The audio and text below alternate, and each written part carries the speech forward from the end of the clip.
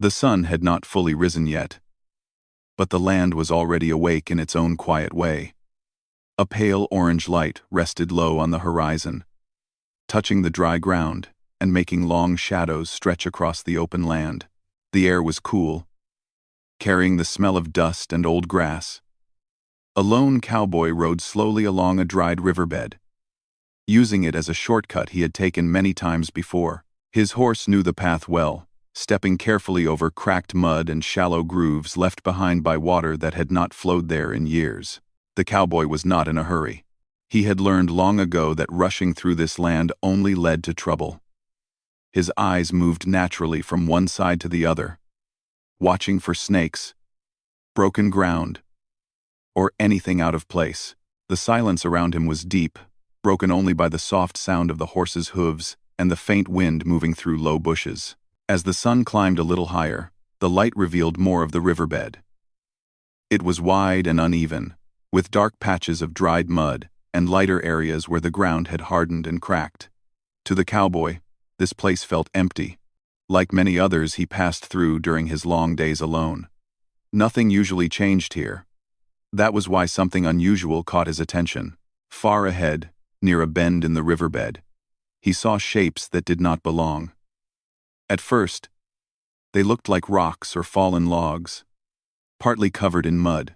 He squinted, slowing his horse without fully realizing it. The shapes were close together, lying still in the shallow dip of the riverbed. A strange feeling settled in his chest, the kind that made a person uneasy without knowing why. He stopped his horse and stared. From a distance, the shapes looked human, but his mind pushed the thought away. People did not usually end up here, especially not in this condition. He told himself it must be debris washed down long ago, left behind when the water disappeared. Still, something about the way the shapes lay bothered him. He urged the horse forward a few steps. As he came closer, the truth became harder to deny. 3 women lay there, side by side, their bodies coated in thick, dried mud. Their clothes were torn and darkened, blending into the riverbed. Their hair was tangled and stiff with dirt. They did not move. They did not react to the sound of hooves or the creak of the saddle. The cowboy's stomach tightened. He had seen hardship before, but this was different. He slowed to a stop several feet away, unsure what to do next. His first thought was that they were no longer alive. The land was unforgiving, and many things could happen to a person left out here. The stillness of the women made it hard to believe otherwise. For a moment, he considered turning away. Not because he did not care, but because he did not know what help he could offer. He was alone, far from town, with limited supplies. This was not a situation he was prepared for. The weight of responsibility pressed on him, heavy and uncomfortable. He looked around, half expecting someone else to appear.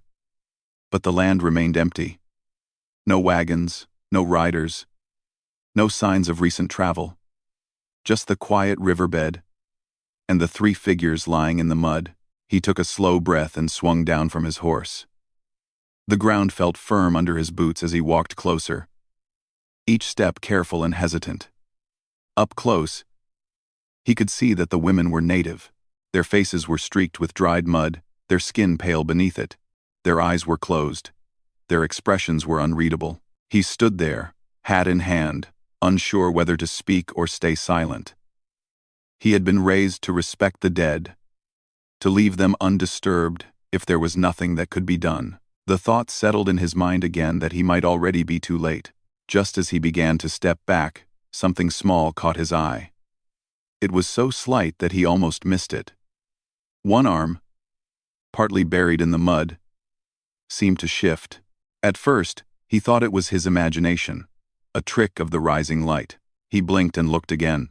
The arm moved again, barely noticeable, as if struggling against the weight of the mud. His heart jumped. He froze, afraid to look away. This was no illusion. Someone was alive. The cowboy's fear turned into sharp focus. He moved closer, kneeling beside the woman whose arm had moved.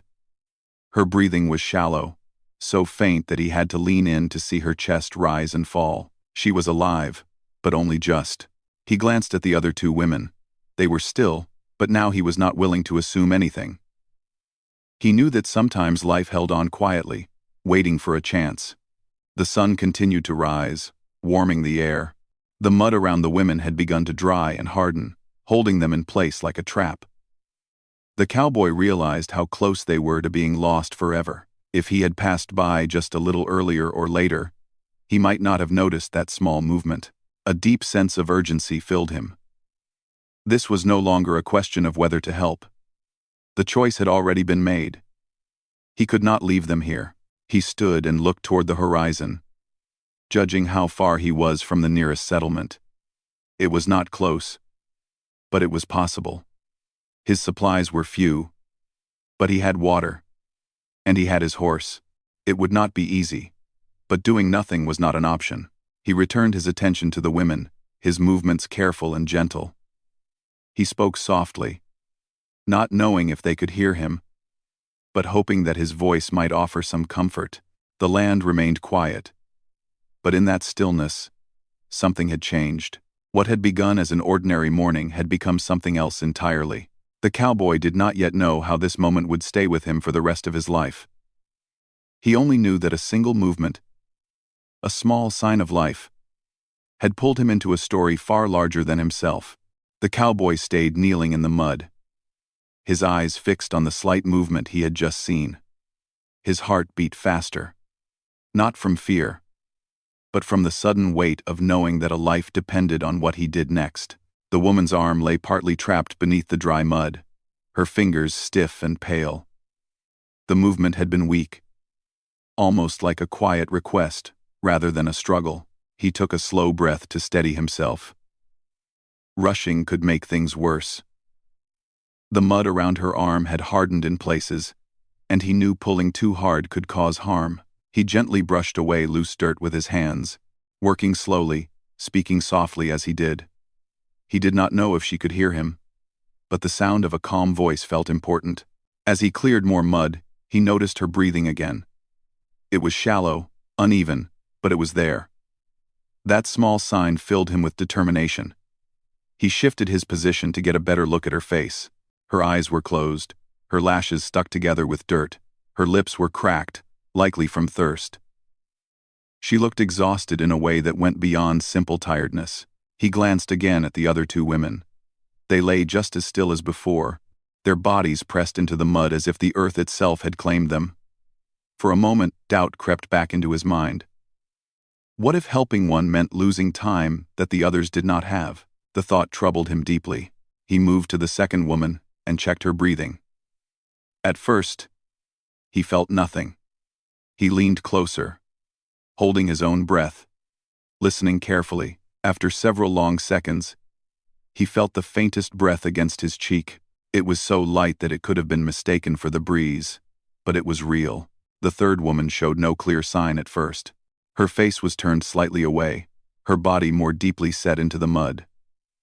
The cowboy felt a tightness in his chest as he checked her. After a careful moment, he noticed a small rise in her chest. It was slower than the others, but it was there.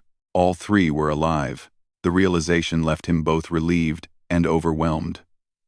He was one man, far from help, facing a situation that required more than he had. Still, the fact that they were alive meant there was hope, and hope demanded action. The sun climbed higher, and the air grew warmer. The mud would continue to dry, making it harder to free them. Time mattered now more than ever. He returned to the first woman, the one whose arm had moved. He focused on her because she had already shown a sign of strength, however small. Using his hands, he loosened the mud around her arm bit by bit. He avoided sudden movements, knowing how fragile she might be. When her arm finally came free, it dropped limply at her side. He supported it gently, careful not to let it fall back into the mud. Her fingers twitched again, just slightly. It was another sign, and it pushed him forward. He reached for his canteen, hesitated for a moment, then brought it close to her lips. He knew better than to pour too much at once. He let a few drops touch her mouth, watching closely for any reaction. At first, nothing happened. Then her lips parted slightly. A small sound escaped her throat, barely louder than a breath. He gave her another drop of water. She swallowed weakly. "That's it," he murmured, his voice low and steady. Slow and easy. He did not know her language, and she likely did not understand his words. But the tone mattered. Kindness did not need translation. After giving her a little water, he moved to the second woman and did the same. She reacted even less, but her lips moved slightly when the water touched them. The third woman was the weakest. He was careful with her, giving only the smallest amount. The cowboy paused and wiped his brow. The sun was now fully above the horizon, and the heat was beginning to press down on them. He knew he could not stay here much longer. They needed shade, rest, and proper care. That meant getting them to help. He looked at his horse, standing patiently nearby. The animal flicked its tail, unaware of the heavy task ahead. The cowboy measured the distance in his mind. Carrying 3 grown women, even one at a time, would be difficult. But leaving them here was not an option. Before moving them, he wanted to free them from the mud as much as possible. He returned to the first woman and worked on loosening the mud around her shoulders and legs. It was slow work, and his hands became coated in thick dirt. He did not stop. As he worked, he noticed marks on their clothing and skin signs that told a story without words. Their clothes were torn, not by accident or weather alone. They looked as if they had been through something hard, something that had left them drained and abandoned. He pushed those thoughts aside. Understanding could come later. Right now, saving their lives came first. The first woman stirred again, her head turning slightly. Her eyes opened just a little, unfocused and dull. She seemed confused, her gaze passing over him without recognition. He held her steady and spoke softly again. "You're safe," he said, though he did not know if it was fully true yet. He hoped it would be. She made a weak sound and closed her eyes again. Still, the fact that she had opened them at all felt like progress. He continued freeing her, then moved to the second woman, repeating the process. Each movement took effort, and each minute felt longer than the last. His back ached, and his hands were sore, but he did not slow down. The third woman worried him the most. She did not respond to his voice or the water in the same way as the others. Her breathing was shallow, her body heavy and unresponsive. He worked carefully, freeing her limbs and brushing mud from her face. As he finished, he sat back on his heels and looked at all 3 of them. They were free from the mud now, but they were far from safe. The hardest part still lay ahead. He stood and scanned the land again, still no sign of anyone else. The silence felt heavier now, as if the land itself was watching. He realized how easily this moment could have gone unnoticed. One small movement had changed everything. The cowboy adjusted his hat and took another deep breath. He was afraid, but it was a quiet fear, pushed aside by purpose. He knew that whatever had brought these women here, whatever pain they carried, they deserved a chance to live. He returned to his horse and began preparing for the journey ahead, knowing that the next steps would test him in ways he had never expected. The movement he had seen was not just a sign of life, it was a call he could not ignore. The cowboy did not waste any more time. He knew the sun would keep rising, and the heat would soon become too much for the women. He moved with purpose now, though every step was careful. First, he led his horse closer, speaking softly so it would not get nervous. The animal lowered its head, calm and steady, as if it sensed the seriousness of the moment. He looked at the 3 women again, trying to decide what to do first. Carrying all of them at once was impossible. He would have to move them one by one, making short trips if needed. The thought of leaving 2 behind, even for a moment, filled him with worry. Still, he had no other choice. He decided to start with the woman who had first shown movement. She seemed slightly stronger than the others. He knelt beside her and gently placed his arm behind her shoulders, lifting her slowly. She was heavier than she looked, her body weak and unsteady. He adjusted his grip, careful not to cause pain. She let out a soft sound, not of fear, but of effort. Her head rested against his chest, and he could feel her breathing. Still shallow but steady, he carried her toward the horse, each step slow and balanced. When he reached the saddle, he paused, thinking quickly. He removed his blanket from the saddle and folded it to make a softer place. With great care, he lifted her onto the horse and secured her so she would not slip. He made sure her head was supported and that she was sitting as safely as possible. "You stay right here," he said quietly, though he did not know if she understood. Her eyes remained closed, but her breathing did not change, which he took as a good sign.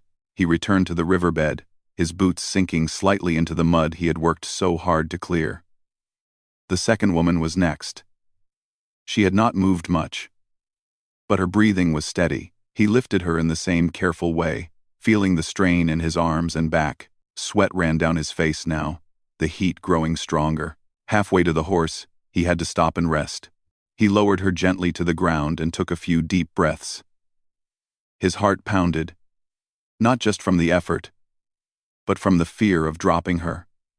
After a moment, he lifted her again and continued. He placed her behind the first woman, adjusting the blanket to make room. It was not ideal, but it was the best he could do. He checked both of them, making sure they were stable, then turned back once more. The third woman remained where she was, her body still and heavy. She worried him the most. When he knelt beside her, he checked her breathing again. It was faint, but it was there.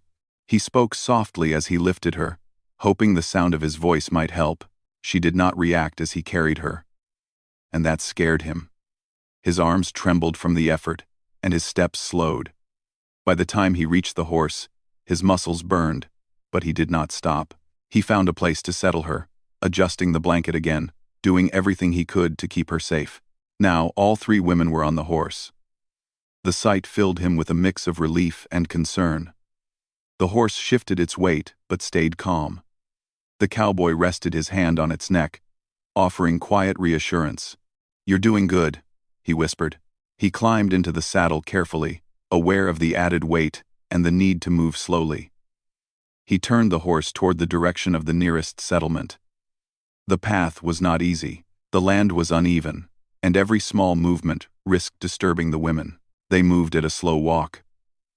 The cowboy kept his eyes forward but checked the women often, glancing back to make sure they were still breathing, still holding on. The sun beat down on them now, and he wished for shade that did not exist. As they traveled, the first woman stirred again. Her head shifted slightly, and she made a faint sound. The cowboy felt a small surge of hope. He slowed the horse even more, speaking softly. "You're not alone," he said. "Just hold on." She did not open her eyes, but her fingers moved slightly against the blanket. It was enough to keep him going. The second woman shifted too, her breathing growing a little deeper. The third remained still, and that weighed heavily on him. He reached back when he could, touching her arm gently, feeling for warmth, for life. Each time he felt her faint breath, he felt a small release of tension. The journey felt longer than it was. The land seemed endless, stretching out in every direction. The cowboy's thoughts wandered despite his focus. He wondered how the women had ended up there, left in a dried riverbed with no shelter, no water. He pushed those thoughts away again. There would be time for questions later. After what felt like hours, he finally saw signs of life ahead. A small building stood in the distance, followed by another. Smoke rose faintly from a chimney. Relief washed over him so strongly that his eyes stung. He urged the horse forward, still careful, but with renewed energy. As they drew closer, people began to notice him. A man stepped outside, shielding his eyes from the sun. His expression changed when he saw the condition of the riders. "Help!" the cowboy called out, his voice hoarse from the dry air. "I need help." The man ran forward, followed by others. They gathered around as the cowboy brought the horse to a stop. He explained quickly, his words tumbling over each other, as he described where he had found the women. Hands reached up to help him. Together, They carefully lifted the women down. Someone brought water, another fetched blankets. A woman knelt beside the third one, checking her breathing with practiced calm. "They're alive," the cowboy said, his voice low but firm. "All of them." The people moved quickly, guiding them into the building where it was cooler. The cowboy followed, feeling suddenly weak now that the urgency had shifted. Inside, a local doctor was called, the room filled with quiet movement and focused care. The cowboy stood back, unsure where to place himself. His hands were still dirty with mud, his clothes stiff with sweat. He watched as the women were laid down, their faces cleaned, water offered carefully. The first woman opened her eyes again, clearer this time. She looked around slowly, confusion written on her face. When her eyes met the cowboy's, she stared for a moment, then closed them again, as if reassured enough to rest. That small moment stayed with him. The doctor spoke softly, giving instructions. The cowboy listened, but his body felt heavy now, the tension finally easing. He sat down on a bench, his legs trembling slightly. Someone handed him a cup of water. He drank deeply, realizing how thirsty he was. As he wiped his mouth, he looked back at the women. They were still in danger, he knew that. Recovery would take time. But they had a chance now. Outside, the sun continued its climb. Just another day for the land. But for the cowboy, and for the three women, nothing would ever be quite the same. What had started as a quiet ride through a dry riverbed had become a moment that would stay with him forever. He lowered his head for a moment, grateful that he had seen that small movement, grateful that he had stopped, and grateful that life, fragile as it was, had held on long enough to be saved. The room was quiet but full of movement. People spoke in low voices, careful not to disturb the fragile calm. The doctor worked slowly, checking each woman with steady hands and focused eyes. The cowboy stood near the wall, unsure where he belonged now. His role in the rescue felt finished, yet he could not bring himself to leave. The women were placed on simple beds, clean blankets pulled up to keep them warm. Their faces were gently cleaned, the dried mud washed away little by little. As the dirt came off, their features became clearer, and the weight of what they had been through felt heavier in the room. The doctor checked their breathing again, listened carefully, and nodded to himself. He gave instructions to those helping him, asking for water, cloth, and rest. He spoke calmly, but his expression showed concern. These women had been pushed beyond their limits, and recovery would not be easy. The cowboy watched closely. He noticed small changes, the first woman's breathing growing a little steadier, the second woman shifting her head as if searching for comfort. The third woman remained very still. That worried him the most. "Will they be all right?" he finally asked, his voice low. The doctor looked at him for a long moment before answering. "They have a chance," he said carefully. "But the next few days matter." The cowboy nodded. He understood that answer well. Out on the land, chance often meant everything. Hours passed slowly. Outside, the day moved on as usual. Inside, time seemed to slow. People took turns sitting near the women, watching them, offering small sips of water when it was safe. The cowboy stayed longer than he planned. Each time he thought about leaving, something held him back. The first woman opened her eyes again later that afternoon. This time, she stayed awake longer. Her eyes moved around the room, taking in the unfamiliar space and the people near her. Fear flickered across her face for a moment, then confusion. A woman from the settlement noticed and gently spoke to her, using calm gestures and a soft voice. Though they did not share the same language, kindness filled the gap. The woman slowly relaxed, her body easing back into the bed. The cowboy stood nearby, silent. When her eyes found him again, they stayed on him a moment longer. There was no clear expression, just awareness. He tipped his hat slightly, unsure what else to do. She blinked, then closed her eyes again. That small exchange stayed with him. The second woman woke briefly as well. She seemed weaker, her movements slow and uncertain. She whispered something that no one understood, then drifted back into sleep. The doctor checked her again and adjusted the blankets. The third woman did not wake. Her breathing remained shallow, steady but fragile. The doctor spent extra time with her, checking often, his brow tight with concern. The room grew quieter as everyone understood the seriousness of her condition. As evening came, the light through the windows softened. Lamps were lit, casting a warm glow over the room. The cowboy finally stepped outside, needing air. He sat on a bench, staring at the ground, his mind full. He thought about the dried riverbed, the still shapes, the one small movement that changed everything. He wondered how many others had passed through that place without noticing. Without stopping, the thought unsettled him. Voices behind him pulled him back. Someone told him the women would be watched through the night. He nodded, relieved but still uneasy. Later, the doctor stepped outside and joined him. "You did what you could," the doctor said. "More than most." The cowboy did not respond right away. "I almost didn't stop," he admitted quietly. "I thought they were already gone." The doctor nodded. "But you did stop. That matters." Night settled over the settlement. Stars filled the sky, bright and steady. The cowboy stayed nearby, sleeping lightly, waking often. Each time he woke, he listened for footsteps or voices, half expecting bad news. Just before dawn, someone shook his shoulder gently. His heart jumped as he sat up. A woman stood there, her expression serious but calm. "One of them is weaker," she said. "The third one."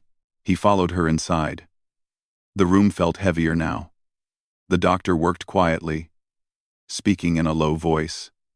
The third woman's breathing was slower, her face pale. The others slept nearby. Unaware, the cowboy stood back, his hands clenched. He felt helpless again, the same feeling he had known in the riverbed. He watched, as the doctor did everything he could. As the sun began to rise, the room grew still. The doctor straightened slowly, his shoulders heavy. He shook his head. The third woman did not make it. A deep silence filled the room. No one spoke for a long moment. The cowboy lowered his head, a tight ache settling in his chest. Even though he had known this was possible, it felt like a blow. The doctor covered her gently and stepped away. The others remained quiet, respectful. Loss was not new to this land, but it never became easy. Later that morning, the first two women woke again. They were told gently, through gestures and careful words, that one of their companions was gone. Their reactions were quiet but heavy.